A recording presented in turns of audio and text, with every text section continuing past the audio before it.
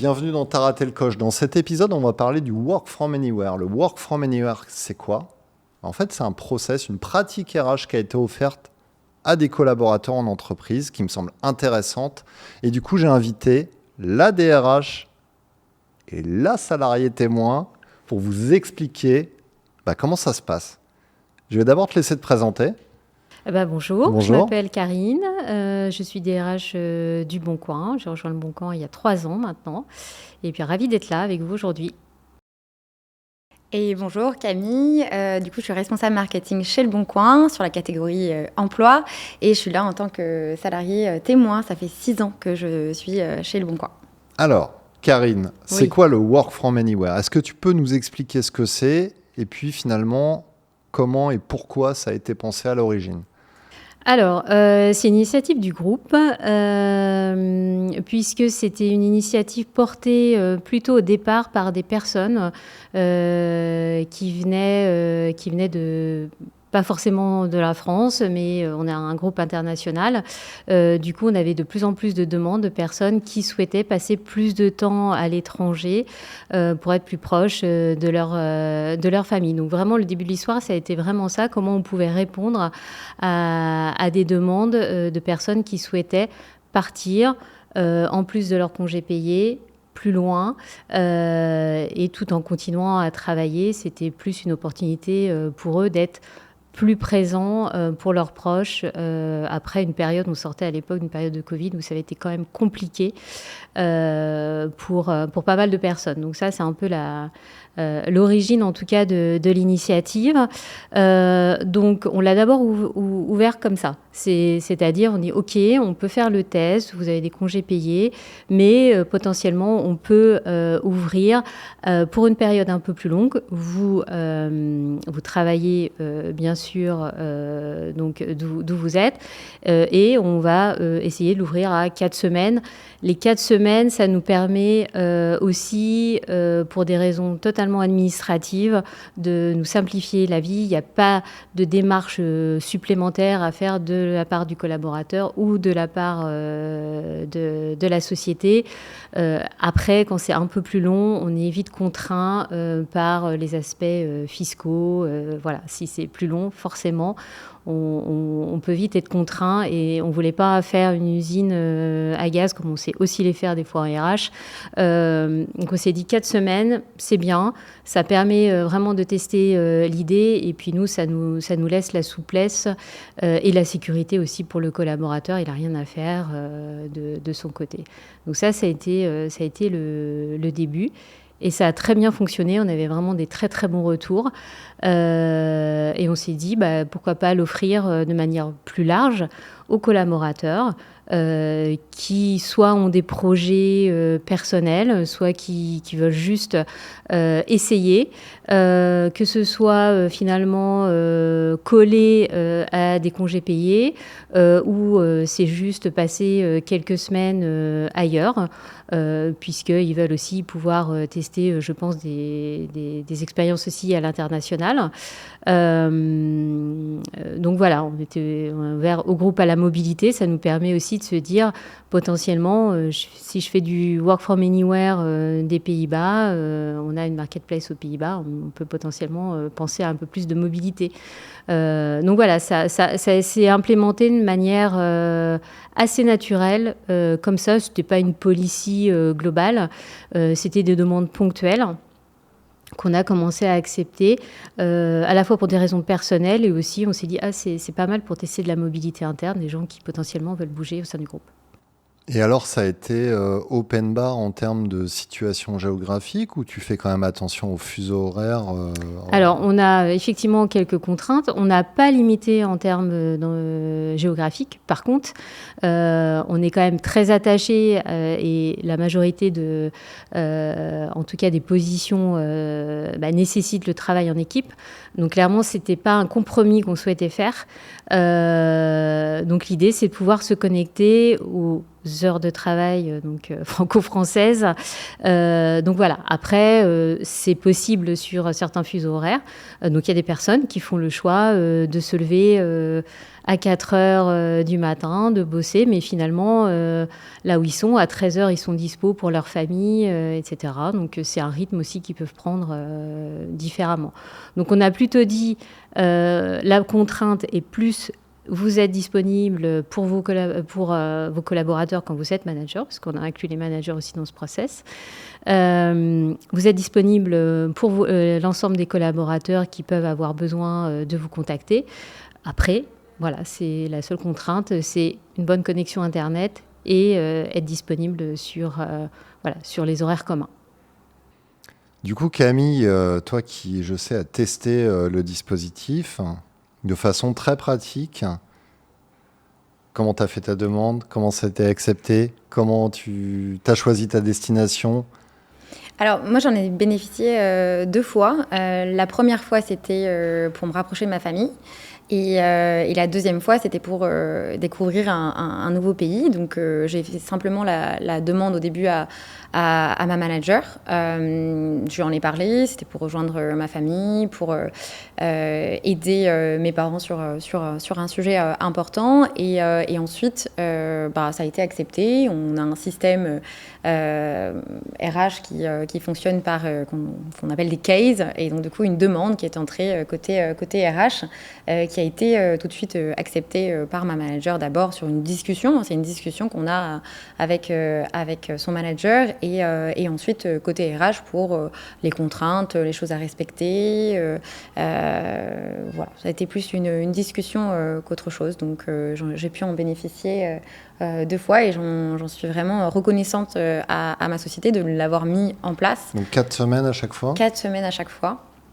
La première fois à Nice pour rejoindre ma famille et la deuxième fois en Afrique du Sud parce que je voulais découvrir ce pays. Donc là, j'ai pris des congés ensuite et ça m'a beaucoup... ça m'a permis de couper un peu la routine du métro, boulot, dodo à Paris. Et donc, quand d'autres salariés ont d'autres aventures, on va dire, de vie, j'ai pu bénéficier de ce programme-là pour couper un peu. C'est vrai que ça fait 6 ans que je suis chez Le Bon Coin.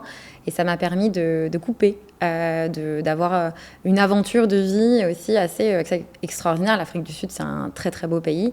Et donc, c'est vrai qu'il y a un décalage horaire très facile, puisque c'est 2 heures de décalage. Donc, je faisais des choses un peu le matin, le soir aussi. Et les week-ends, je profitais de découvrir une ville qui était Cape Town. Et ensuite, un pays pendant 2 semaines à la fin de ce dispositif. Quels pourraient être les cas de refus, en fait? Les cas de refus, c'est un besoin opérationnel d'être présent.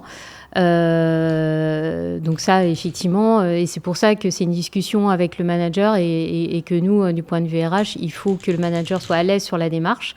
Et on l'accompagne au niveau RH dans les 2 cas, en cas de refus et en cas d'acceptation. Parce que en cas de refus, il faut expliquer pourquoi on peut le refuser. Et en cas d'acceptation, parce qu'on encadre un minimum et on essaie aussi de l'aider. 4 semaines, il faut créer de nouvelles routines, comme on a pu mettre en place avec le modèle hybride, avec le télétravail. C'est un petit peu différent. Là, c'est vraiment 4 semaines non-stop, avec potentiellement des décalages horaires à gérer. Donc voilà, on essaie d'accompagner les deux, mais refus, c'est vraiment la nécessité opérationnelle d'être présent. Ou une ou des managers qui se sont dit non mais c'est mort, moi c'est hors de question. T'as pas eu quand même des levées de boucliers parce que on est quand même dans un pays avec une culture assez forte en présentiel. On a déjà eu du mal à faire avaler la pilule du télétravail. Là, carrément dire le collaborateur, il va partir 1 mois, voire 2 s'il accole ses congés. C'est quand même une longue période. Donc, que ça a été un frein pour certains managers à qui il a fallu être un peu plus... Ouais, il a fallu expliquer aussi un peu la démarche, c'est certain. Il y a une appréhension particulière de complètement dire mais il peut se passer des choses et si jamais il se passe un truc, il faut rassurer là-dessus, comme on a pu le faire avec le télétravail. Finalement, c'est la démarche. Donc, le gap, il est quand même pas entre un modèle de télétravail hybride versus 4 semaines. Finalement, 4 semaines, c'est long. Et l'expérience nous montre que quand même, il y a beaucoup de collaborateurs qui prennent ces 4 semaines pendant l'été, là où potentiellement l'activité est aussi un peu plus ralentie. Donc voilà, il peut y avoir des cas de refus de ce type-là. Mais encore une fois, c'est vraiment le manager qui est en discussion. S'il y a une problématique de confiance, mais qui vaut, j'ai envie de dire, dans toutes les relations de travail qu'on peut avoir, qu'on soit en présentiel, en TT. Donc là-dessus, on retrouve vraiment des problématiques que l'on sait gérer avec les managers dans la discussion. Finalement, c'est la même discussion qu'on peut avoir dans le cas d'un Work from Anywhere. Comment ça s'organise ? Est-ce que, tu as dit tout à l'heure, on a limité à 4 semaines parce que du coup, on n'a pas de questions fiscales ou autres, pardon. Tu sensibilises les collaborateurs à faire leur déclaration à la Sécu. Il y a quand même des petits points techniques à régler quand on part à l'étranger, ne serait-ce qu'une journée des fois. Tu fais pas ta carte de Sécu européenne, il t'arrive un truc en Espagne, c'est pour ta poche.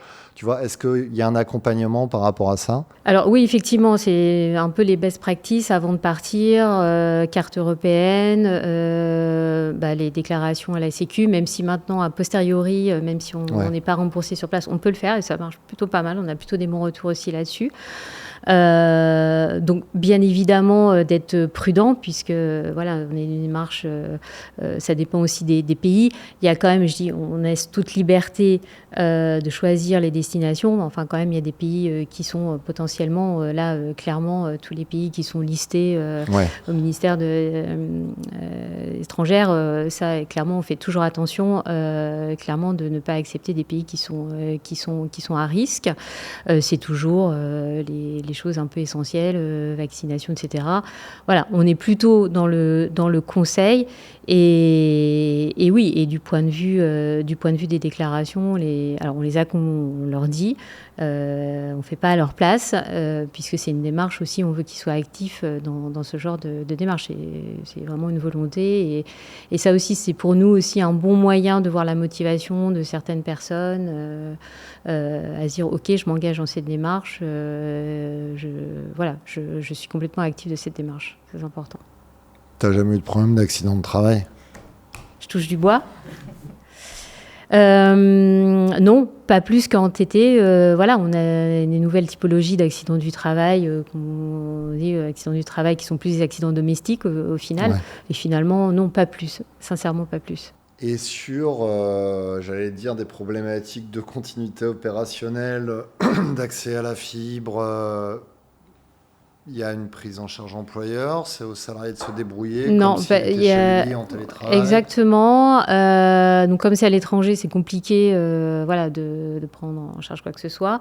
Du coup, non, là pour le coup, on laisse le collaborateur et effectivement, on leur dit si vous êtes dans un endroit, vérifiez bien que la fibre, en tout cas que la connexion soit bonne.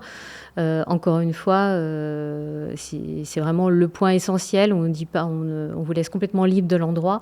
Et finalement, même si vous êtes à l'étranger, que vous bossez d'un coworking à l'étranger, et puis le lendemain, vous bossez de chez vous, finalement, si c'est ce qui vous va, moi, ça me va. Mais il faut avoir une bonne connexion Internet. Du coup, comment tu as préparé ton voyage en Afrique du Sud ? Je me suis bien renseignée sur ce pays déjà, parce que c'est un pays qui peut paraître quand même dangereux. Mais j'ai tout de suite essayé de trouver un endroit où je pouvais avoir une bonne connexion Internet et j'ai trouvé un co-living. Donc c'est un système en fait de coworking mais avec une chambre à côté et donc du coup j'étais assez sûre de mon projet et de pouvoir avoir à la fois une bonne connexion et en plus être entourée et être dans un système un peu bienveillant sur lequel j'étais assez sereine en fait en partant. J'ai aussi pris une assurance supplémentaire voyage. J'ai fait en sorte que mon aventure soit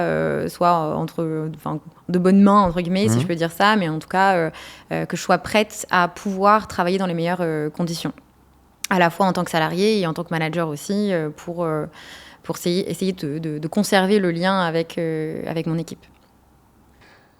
Est-ce que c'est... On a le droit de faire de la demande tous les 6 mois, tous les ans, tous les 2 ans. Ça se passe comment? Il y a un rythme? C'est tous les ans. En fait, on a ouvert 4 semaines par an. Voilà. Donc, encore une fois, il y a des personnes qui prennent 4 semaines. Il y en a qui préfèrent prendre une semaine pour prolonger un peu les vacances scolaires. Ça peut être des choses comme ça. Même si la majorité prennent pendant l'été, c'est vraiment... il y a aussi des personnes qui le prennent complètement décorrélé de toutes vacances. Voilà. Ça peut aussi répondre à... Tu peux le segmenter, en fait? Ouais. Tu peux faire une semaine, par une semaine. Donc, on peut avoir c'est segmenté en 4. Finalement, tu peux prendre comme tu veux. Tu mesures un impact sur la rétention des collaborateurs? Je pense que c'est un peu tôt. Ça fait 2 ans à peu près qu'on a ce dispositif, le temps de le faire connaître. Ça a pris un petit peu de temps. Et cette année, ça a été fortement apprécié. Je pense que c'est la première année où vraiment on a vu... en tout cas que les gens, il y avait des demandes importantes. Et quand on dit, c'est pas forcément aller à l'étranger, hein, ça peut être prendre un Airbnb en Lozère et pour une semaine. Donc voilà, c'est juste aussi changer un peu son quotidien. Parce que à côté de ça, il y a... Vous êtes quoi, en mixte aujourd'hui? C'est quoi le ratio bureau télétravail? Ça dépend des équipes, mais on est entre 2 jours par semaine. Voilà, ça c'est plus ou moins le max. Et sinon, c'est une fois tous les 15 jours. 2 jours par semaine en télétravail? Non, présentiel. En présentiel? Ouais. Ça dépend des équipes, en fait. Il y a des équipes, par exemple, sur les télévendeurs, sur l'emploi, ils doivent être en présentiel. Et après, ils ont quand même une journée, je crois. Oui, ils ont une journée par semaine. Les télévendeurs, une journée par semaine. Et après, il y a les techs qui ont un peu plus de télétravail. Donc, eux qui reviennent sur site à peu près une fois tous les 15 jours. Ouais, donc c'est vraiment adapté par filière et par typologie de... C'est ça. Les techs, on sait qu'ils ont les méthodologies qui permettent, maintenant qu'ils sont bien rodés, qui permettent un télétravail un peu plus large. Encore une fois, on a toujours réfléchi, le manager, c'est à toi de mettre en place les routines. Si tu penses que toi, pour que ton équipe fonctionne, que les personnes soient là 2 jours, peut-être qu'il faut qu'ils soient là 3 jours, je n'en sais rien. Mais c'est à toi de... Nous, on donne le cadre, mais c'est à toi de... C'est à la main du manager. Oui. Ok. Du coup, toi, qu'en bénéficies, toi aussi, j'imagine, t'en bénéficies? Oui, tout à fait. Est-ce que t'es parti à l'étranger? Non, est-ce que tu l'as utilisé? Pas encore. Mais c'est un dispositif, moi, qui me convient. Tu me rassures, parce qu'en général, les RH sont c'est les cordonniers, les plus mal chaussés. Ils mettent des choses en place et souvent, ils n'en profitent pas eux-mêmes. Je confirme la règle. Donc, tu confirmes très bien la règle. Toi, dans ta vision des choses par rapport à ce dispositif, est-ce que tu as déjà prévu le prochain? Oui. Ou tu y as pensé, quoi, je veux dire. Oui, il est déjà même projeté et acté. Je pars à La Réunion du coup d'ici un petit mois je refais et je refais 2 semaines entre La Réunion et les îles Maurice. Voilà, je vais faire des envieux, mais je suis ravie de ce dispositif parce que, encore une fois, ça me permet aussi de voyager d'une façon aussi un peu plus écologique, c'est de partir un peu plus longtemps. C'est vrai que Le Bon Coin, on est déjà, de par notre marque très RSE, mais c'est mes valeurs et c'est ce que transfère aussi cette marque employeur, transmet plutôt. Et c'est pour ça aussi que je reste chez Le Bon Coin et que je suis très attachée à cette marque employeur, si on peut dire ça. Et d'en bénéficier aujourd'hui me permet aussi de rester. Donc, je suis un premier exemple de rétention, je pense, sur les salariés. Parce que l'exemple de rétention, bon, ok, RSE, t'es aligné, machin. Important. Pas de souci, c'est important, mais tu sais, dans la tête des gens, moi, ce qui m'interpelle, c'est que tu as déjà projeté ton voyage. Et moi, en tant que RH, je me dis, ok, elle a déjà projeté sa prochaine destination, donc de toute façon, elle reste chez moi. Mm-hmm. Donc, oui, l'impact RH est fort à ce niveau-là. Je trouve que le job est fait. On sait que les salariés qui vont vivre l'expérience et qui vont se dire, waouh, c'est génial, ça m'apporte, comme tu l'as dit, une bouffée d'air, ça change un peu du bureau. C'est gagné en fait. La stratégie de rétention, elle est activée. Oui, tout à fait. Ouais. Et tu te projettes peut-être cette année. Et peut-être que déjà, tu vas commencer à te dire l'année suivante, je ferai bien ça. Et tu te donnes des pistes. Et du coup, je trouve que c'est déjà hyper engageant en termes de fidélisation des collaborateurs. Et moi, je l'ai découvert sur Instagram, parce qu'on a un compte Instagram chez Le Bon Coin. J'ai vu une personne qui l'a fait, et du coup, ça m'a donné envie. Ah, c'est comme ça que tu l'as découvert ? Ouais, tout à fait. Et donc, du coup, ça m'a donné envie de le refaire. Et je sais que j'ai donné aussi envie à d'autres personnes de le faire, mais aussi à des personnes potentiellement qui sont à l'extérieur de la société et qui se disent, Le Bon Coin, c'est pas mal. Ils proposent ce dispositif. Là, ça me dirait bien de rentrer, mais aussi... pour énormément de raisons supplémentaires, parce que c'est une belle société, mais c'est vrai que ça donne envie, en tout cas. Et je trouve que ça crée un équilibre, un nouvel équilibre. Top. Merci à toutes les deux pour ce témoignage. Merci à vous. Je vais laisser Eva te proposer le fameux quiz RH. Et puis Simon viendra probablement poser une ou deux questions complémentaires. Bonjour Karine, bienvenue à mon fameux quiz RH. Je vais te poser 10 questions. Ok. Et il va falloir que tu répondes du tac au tac, sans commentaire. Ça va être dur. Par exemple, est-ce que tu aimes le café, oui ou non ? Ok. Ça va ? Ouais. On y va. Selon vous, les employés préfèrent des évaluations de performance continues ou des entretiens annuels ? Plutôt les évaluations continues.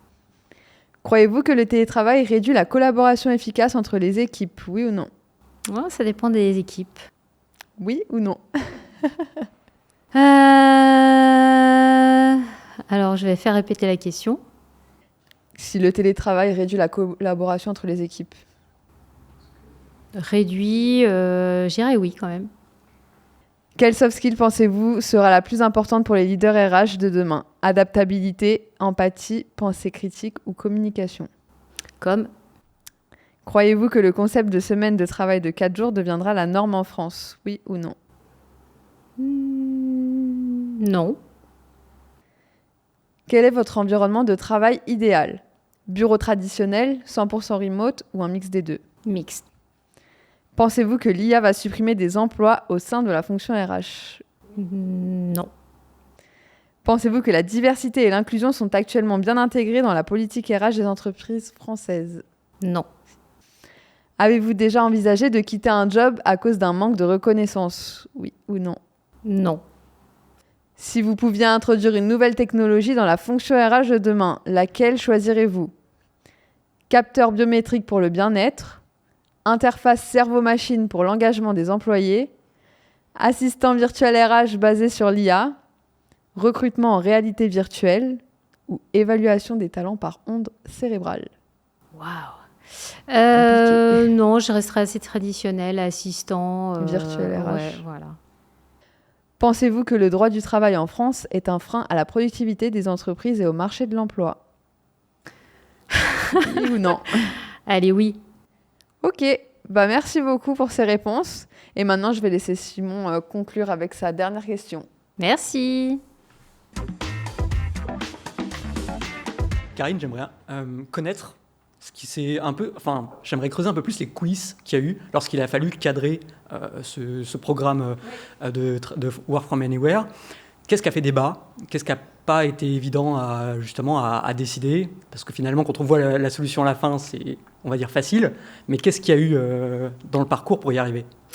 Les freins, c'était justement de checker un peu tout l'administratif, parce qu'on est quand même assez fort en France et on se dit, oh là là, mon Dieu, ça va être compliqué, il va falloir demander certains documents aux collaborateurs. De notre côté, il va falloir prendre des assurances et voilà. Et fiscalement, est-ce qu'on est OK? Donc ça, c'était le premier sujet. Parce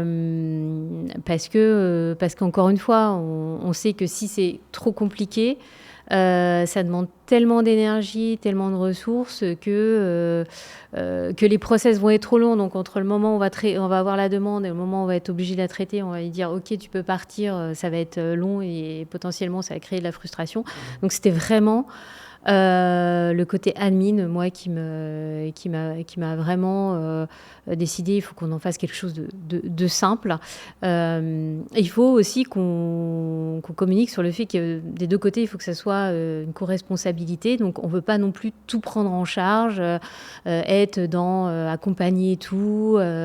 Donc, on laisse les personnes, ok, nous... c'est juste une connexion Internet. Voilà, écoute, à toi de voir. Mais on ne voulait pas non plus aller dans complètement la prise en charge, des fois qu'on a tendance à faire côté RH en France notamment.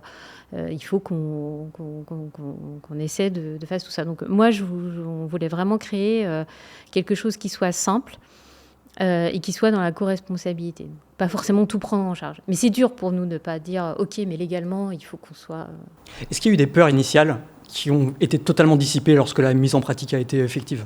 Les premières peurs, c'est comme le full TT, se dire oui, bon, d'accord, c'est les vacances, quoi.